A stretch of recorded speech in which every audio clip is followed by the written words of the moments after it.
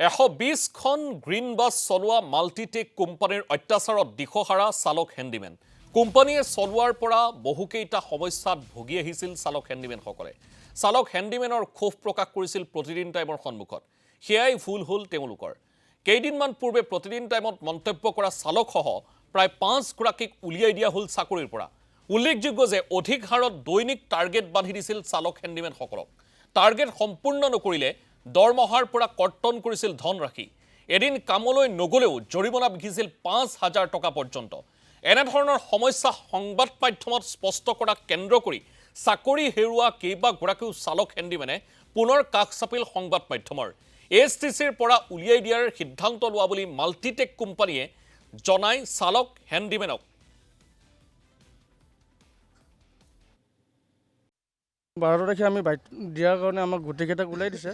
এতিয়া আমি চাকৰিটো ঘূৰাই বিচাৰিছোঁ।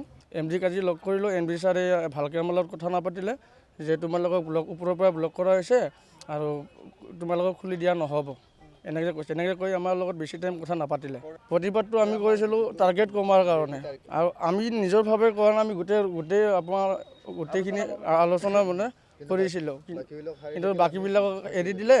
আমাক 4-5 জনক শাস্তিটো দিলে বাইক দিয়াৰ কাৰণে। আৰু এওঁক মিডিয়াৰ মাতা বুলি কৈ পেলাই এওঁক ব্লক কৰিছে। বেলেগক গাড়ীবোৰ গোটেই দি পেলাই আমাৰ অসমীয়া জাতিটোক হাৰাছমেণ্ট কৰিছে। আৰু আমাৰ চাকৰিটো যাতে, আমাৰো বিহু আহিছে, ঘৰত ল'ৰা ছোৱালী আছে, তাৰ কাৰণে তেওঁলোকে যদি আমাক লগটো খুলি দিয়ে আমি গাড়ীখন চলাব পাৰোঁ, সেইটোৱে বিচাৰোঁ আমি। আৰু দৰমহা আমাক দিছিলে, প্ৰথম আমি সোমাইছিলোঁ 18,000 টকা পালোঁ। তাৰপৰা 18,000 টকাৰ পৰা এতিয়া আমি 12,000 কেইটকা পাওঁ।